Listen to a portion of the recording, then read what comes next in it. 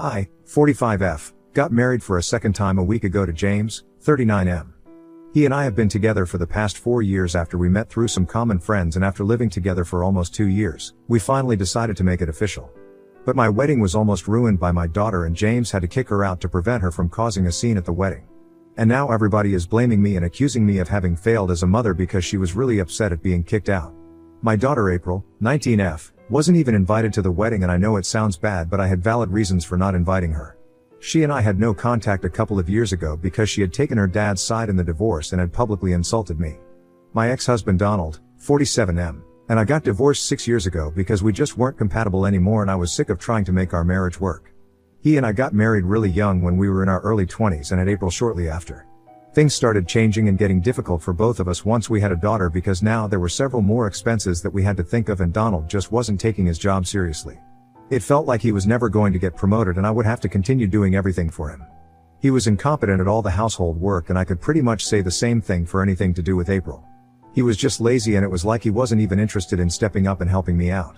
I got tired of doing everything on my own, and being with him was becoming exhausting for me, but I still pushed myself and tried to make that marriage work for several years. I had fallen out of love with him way before I even filed for divorce, but I was trying to make it work for the sake of our daughter. Unfortunately, even April was becoming like a miniature version of my ex-husband and expected me to constantly run after her and do everything for her. It was really difficult for me to deal with both of them, since I was not only working in the office, but I didn't get a moment to myself even after I came back home, and they would make me do even the most basic of tasks for them. And the worst part was that they were never even grateful for any of it and practically treated me like a maid around the house. I just got sick of it one day, and I decided to move out without telling anyone, and then I filed for divorce. My parents and a couple of my friends were really supportive, so I didn't have to worry about where I would live or even about finding a lawyer. Donald tried to get me to come back when he was served with the divorce papers and said that he would change, but it was too little and too late for me. So I rejected that and said that I was going through with the divorce and he couldn't change my mind. He tried many times to win me over and get me back, but when, even after almost a week and a half, I still hadn't changed my mind, he changed gears and told me that he was going to make sure that I regretted the divorce. He hired one of the best divorce attorneys with the help of his father, who was paying for everything, and decided to file for full custody of April, and tried his very best to make sure that I didn't get much from the divorce. His lawyer was ruthless, and it was a really long and difficult process for me personally. Because they were dragging my name through the mud, and I just didn't stand a chance, since they had manipulated all the facts and made me seem like an unstable and selfish person. Worst of all, they had portrayed me as a terrible mother, and April had actually been part of it. She had made a very public post on social media during the divorce where she claimed that I was a bully and that I constantly kept picking on her. She said that I made her miserable and she wanted nothing to do with me after the divorce. She added that she wanted her dad to have custody and wished that I wouldn't even have visiting rights. That was pretty much the final nail in the coffin, because if April herself didn't want to live with me, then there was no point of a mediator or any custody battle. She had made it very clear to the world that she preferred Donald over me and would rather live with him. So the custody battle ended with Donald getting full custody of April and I got visiting rights, but they would have to be supervised. I did get the house in the divorce, but that was about it, and it broke my heart because I had wanted my daughter to be on my side and to realize that her father was not the man that she imagined him to be. She was just 13, which is probably why she didn't understand that being the fun parent wasn't enough and that he was raising her to be just as lazy and incompetent as him. It would be cute for a while, just like it had worked out for Donald while we were in college. But that sort of behavior wouldn't fly when she was in the real world and didn't have her family to shield her from real-life responsibilities and expectations. It was devastating for me, but I still tried to keep in touch with April, in spite of the things that she had said about me, because she was obviously being misled by Donald. Even during the divorce, before she made that post, I would often pick her up from school to spend time with her, and she would try to convince me not to go through with the divorce. And I would try to tell her that I was just miserable in that marriage and it was better for all of us if her father and I separated. We would argue about it, but she would at least talk to me. In the weeks leading up to that post, she just cut me off, and even when I would try to pick her up after school to hang out, she would blow me off to spend time with her friends or make up some excuse and avoid me. It was very clear to me that something had changed, and it was Donald who had convinced her that I was the bad guy here. Nonetheless, I tried to keep in touch with her after the divorce, but she just wouldn't speak to me. And because Donald had full custody and I could only get supervised visits, he had a lot more control over her and made sure that I didn't get to see her more than once or twice in 6 months. I tried to reach out to her online, but she blocked me there. I even tried to renegotiate the custody terms, but my lawyer advised me against it because it was just too soon and they had already painted a very negative and unstable image of me. I was also struggling at work, so it was just not a good time for me, and I made one of the most difficult decisions that I have ever had to make. I showed up at Donald's house unannounced one day and demanded to see April. I caused a racket when he said no, and April came into the living room to check out what was going on. When I saw her, I asked her point blank if she wanted me as her mother or not. I didn't beat about the bush, and I tried not to let any of my emotions show on my face. She thought about it for a while, and then she told me that she didn't consider me her mother anymore because I had broken up their happy family because I was too selfish to think about her, so now she wanted nothing to do with me. I had already seen that coming, but I just wanted to hear it from her before I cut her out of my life. Just so I would at least have the satisfaction of knowing that I tried my best and wouldn't have any regrets in the future. Once April had made it clear to me that she didn't want me to reach out to her anymore, I stopped trying because I needed to get my life back on track. It was a really difficult call for me to make because I had to cut the most important person out of my life, and it was devastating for me, but I powered through it somehow and threw myself into my work. I did keep tabs on April, and I knew that she was doing well in school. I wanted to reach out tomorrow a couple of times, but I held myself back because I felt like if she wanted to talk to me and make things right with me, then she would have to take the first step. Because now that I was older and had already gone through so much, I was too fragile to handle another heartbreak at the hands of my own daughter. So I didn't talk to her for years after the divorce, which is why I didn't even consider inviting her to my wedding. For starters, I didn't even think that she would want to be invited, because if somebody doesn't reach out to you after almost 6 years, then it probably doesn't even occur to you that this person might want to reconnect. So when the invitations were sent out, I didn't include my daughter on the list because we hadn't spoken for a really long time and I didn't want to get insulted once again. But somehow, she managed to find the details of my wedding, probably from some loose-lipped relatives, and then showed up on the day of my wedding. I got really lucky because by the time she turned up, James and I were already done with the ceremony and we were just about to have our first dance as a married couple. We had a really great security team because they knew better than to bother us while we were in the middle of something. Instead, they waited until they knew for a fact that we were done with our first dance, and then they summoned us outside to ask if April was wanted at the wedding or not. Apparently, they had caught her trying to sneak inside the venue after they had denied her entry the first time. April looked furious and demanded that I let her in because after all, she was my daughter and she deserved to be at my wedding. Honestly, I was so shocked to see her that my brain just stopped functioning and I couldn't come up with anything to say to her because this was the first time that I was seeing her as an adult. Seeing how shaken up I was by April's arrival, my husband decided to take over and told the security team to take her away because she wasn't on the guest list and our wedding was no place for her if she wasn't invited. So they escorted a kicking and screaming April out. James and I spent some time alone on the bench outside so that I could process what happened, since I was really shocked. I absolutely hadn't been expecting April to show up at any point because she had never expressed any interest in my life ever since the divorce. It took me a while to realize that this was my wedding day and it was about me and James, so it was okay for me to want to celebrate this without making this day about anybody else. After I had pulled myself together, we decided to rejoin all our guests and take my mind off April and her sudden reappearance. We had a really fun day, and by the end of it, I had almost forgotten that April had even showed up at the wedding.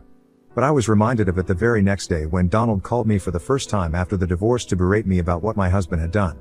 He was really pissed off because he believed that James had no right to have her kicked out, especially when this was my wedding that April wanted to attend.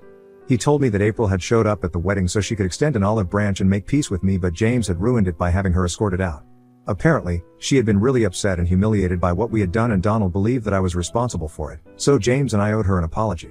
I told him that I wasn't going to apologize because that was my wedding day, and if she wanted to really reach out to me and make things right with me, then she should have done so before and I would have even invited her to the wedding.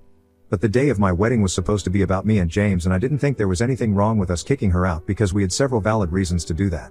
The first one was that she had tried to sneak into the wedding, and even when she was caught, she had a really nasty attitude and was acting as though she was entitled to attend a wedding that she hadn't been invited to, instead of just apologizing and dealing with it nicely. So we knew that she hadn't changed since I had told James all about April and her behavior in the past. I think he judged the situation correctly and made the right call by not letting her in. Also, James and I had planned for months to have a perfect wedding, and the invitation had been sent out several weeks ago, so if she knew where to show up, I was assuming that she had known about the wedding for a really long time. If she had really and truly wanted to make comments with me, then she would have reached out before the day of the wedding instead of leaving it for the very last minute. That was just really suspicious, and it made us feel like she had just been looking for an opportunity to sneak into the wedding and ruin it. And that's why James had not let her, and he had to make that decision on his own. I thought that these were all valid reasons and told Donald that April would just have to deal with her disappointment. He didn't take that well and accused me of being a failure of a mother. So I reminded him that I hadn't been her mother for the past 6 years, thanks to the custody arrangement that they had asked for. I also reminded him that April was the one who had said that I wasn't her mother, and that's the reason why I'd even cut her off. He was the one who had turned her against me, so now he had no right to be mad about the fact that she and I didn't share a relationship of any sort. He got annoyed and hung up on me when I said that, and I thought it was over, but then he got more of his family members to contact me and tell me that I was being a terrible mother. He, along with his entire family, is now accusing me of failing to understand my daughter's feelings, and it's getting to me. James doesn't think that we did anything wrong, but I have started to feel differently and it's messing with my head. Ida for letting my husband kick my daughter from my previous marriage out of our wedding because she showed up uninvited. Update 1. Hi. So James and I would just like to thank everybody who commented on my original post and made sure that we knew that we were not in the wrong. We have since blocked Donald and everybody who was texting me because I don't need that kind of negative energy in my life and I don't need to question myself when it comes to my daughter. Honestly, my only regret is that I didn't block Donald a really long time ago. The only reason I didn't do that was that I had always expected that at some point, he would reach out to me and tell me that April wanted to speak to me. And well, I guess it kind of happened, but not the way I had expected it would happen. Either way, I don't think that I'm a bad mother because I just decided to put myself first for one day. And it was my wedding day, mind you. It was supposed to be special for me. If April and Donald don't understand that, then well, tough. Because I'm not going to be apologizing to either of them for sure. Now that that's out of the way, I would also just like to touch upon certain things that people had said in the comments of the original post. A couple of people had accused me of abandoning my daughter in the comments, and I would just like to say that I had really fought hard to get custody of April. I think I made it very clear that even after the court order that April was going to stay with her father and I would only get supervised visits, I still tried to see her and get the order reversed. I did everything in my power to have a relationship with April, but she was the one who rejected me, not just once, but every single time. And I really don't know what anybody else in my position would have done.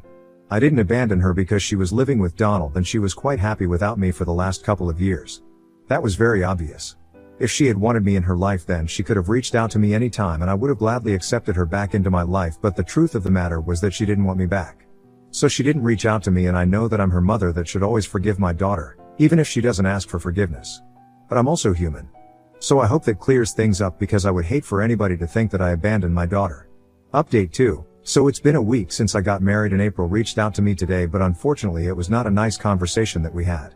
She texted me in the afternoon and told me that she wanted to speak to me in person, but I was at work, so I told her that I could speak to her once I got off work. And that was enough to make her snap at me. She accused me of not caring about anything apart from my work and myself, which is why I had cut her out of my life in the first place and let her grow up without a mother for all these years. She told me that she had been waiting for me to reach out to her and tell her that I loved her, but it never happened. And even when she decided that she was going to make my wedding day a bit more special as a gesture of peace, I rejected that and let my husband kick her out. She told me that she had expected me to at least apologize to her the day after the wedding and accept that I had made a mistake by kicking her out, but even that didn't happen, and instead, I doubled down and tried to justify my behavior to Donald and the rest of her family. She ended her rant by telling me that she was disappointed by the way that I was treating her as if she wasn't even my daughter. That remark really got to me because, for years, I had been fighting for her to be with me. And I knew that Donald was the one who had alienated her from me, so he was the one to blame, but even after she grew up, she didn't think that she owed me an apology. So I kind of lost my cool with her and told her that I had no regrets about what I had done because I didn't trust her anymore after that scathing and untrue post that she had made against me during the divorce. I had worked hard to salvage my marriage and build a relationship with April when she was younger, but Donald spoiled all of it. And in spite of knowing the truth, she decided to go ahead and make that post against me so she could take her dad's side. That had broken my heart, but I had still persisted and tried to forgive her because she was just a child and she didn't know what she was doing. So I kept trying to reestablish my relationship with her, but she didn't want it and turned me away by telling me that I was not even her mother anymore. I reminded her of that incident and told her how much it had hurt and how depressed I was after that, but she had no idea about it because she just didn't care about her mother's feelings. In all these years, she hadn't even bothered to contact me even once, and I couldn't forget that. Even on the day of my wedding, she showed up and made the day all about herself without bothering to think about how it would make me feel. I told her that if she had truly wanted to reconnect with me, then she had the opportunity to do so before, but she chose the day of my wedding because she didn't even think about how I would take it. I told her she had grown up to be just as selfish and entitled as her father, and I wasn't going to speak to her until she decided to change. Because I was done dealing with the two of them. I had divorced Donald several years ago already, but I had still been willing to hold out hope that April wouldn't turn out to be like her father. Clearly, I had been wrong and she was just like him. I told her she could reach out to me once she was ready to apologize, but until then, I had nothing to say to her and I didn't want to hear from her. I didn't give her a chance to continue the argument and disconnected the call immediately after I was done speaking. It didn't feel as good as I thought it would, and I almost called her back to take back everything that I had said. Because even though we were fighting, it felt nice since at least now she was talking to me and not pretending that I didn't even exist. It's weird, but that's how it is. Update 3. A couple of days have passed since April last called me. Honestly, I had expected her to reach out to me sooner, but it hasn't happened yet. I am a little disappointed that she hasn't contacted me yet, but there's not much that I can do. So I'm just trying to manage my disappointment by spending more time with James and planning our honeymoon, which we are supposed to leave for in a couple of days. James thinks that if we are meant to work things out, then April will reach out to me before that. So I really am keeping my fingers crossed and hoping that she calls me before the honeymoon begins. But Donald has tried to reach out to me, and obviously, whenever he tries to talk to me, it's never good news. He showed up at my office the day after I spoke to April on the phone, but I refused to speak to him. So instead of leaving like a normal human being, he decided to shout and tell me that I needed med to cut ties with April instead of trying to manipulate her into going against him. He also told me that the reason that she was just like him was because he was the one who had raised her while I was off romancing other men. That was way out of line, and he had no right to say that, so I turned around at that point and told him that I would call the cops and report him for stalking if he ever showed up anywhere near me again. I was sick of him thinking that he could say whatever he wanted and get away with it, and I wanted to scare him bad enough for him to stay away from me since I'd had enough of his BS. So I told him that I would call the cops if he didn't leave, and he thought that I was bluffing until I brought out my phone and told him that I had already dialed the numbers. All I had to do was make the call and he would be in really big trouble.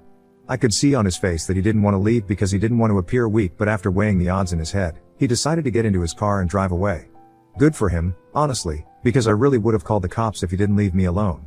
When I told James about it, he suggested getting a protective order against him, and I'd love to, but I don't know if we have grounds for it just yet. We have spoken to a lawyer just in case we need it in the future, but right now, we're not doing anything because I don't think he poses an actual threat yet. He is weak and stupid, and I'm not scared of him in the slightest, if I'm being honest. Update 4. Hi. So there are just 2 days to go before James and I leave for our honeymoon, and April finally got in touch with me today. I honestly couldn't be happier about it because things walked out exactly as I had expected them to. Not only did she reach out to me, but she actually apologized to me this time and said that she had been a horrible person for the past 6 years. She acknowledged the fact that she had been her father's daughter all these years, but after speaking to me on the phone that day, she had done a considerable amount of soul searching and realized that she had made a mistake. She had tried to speak to Donald about it, but his reaction just proved what she had been afraid of, that he had been misleading her all along and alienating her from me for his own gain because he wanted to get back at me for the divorce. They got into a big fight on the day of our phone call in the evening, and I suppose that's why Donald showed up at my office the next day to berate me. But after that, April had been thinking about the way that she had been behaving with me and figured out that the way that I had reacted to her showing up at my wedding had been completely normal. Because I obviously didn't trust her the way that I used to, and she had nobody else to blame for it but herself because she hadn't even apologized to me. She had realized that she made a terrible mistake, so now she wanted to set things right with me and make sure that she didn't waste any more of the time that we had together. It was a really emotional conversation, and we decided to meet each other in person tomorrow, and she even told me to bring James along because she felt like she owed him an apology as well. So we're getting together for lunch tomorrow, and I really hope that it goes well. Update 5. So James and I just returned from our lunch with April an hour ago, and it was surreal. Because it felt like we were finally catching up on the time that we had lost, and I had never even thought that this could happen. It was kind of emotional in the beginning, and then after the apologies and stuff were out of the way, we started speaking to each other about everything that had been happening in our lives. It was quite fun to hear her talk about her time in college, and then we shared the story of how James and I had met. We actually had a really nice time, and we have decided that we are going to meet for either lunch or coffee once a week at the very least, along with therapy. This is going to be quite a shock for Donald, but April told me she doesn't care about it anymore. And I'm really looking forward to fixing our relationship.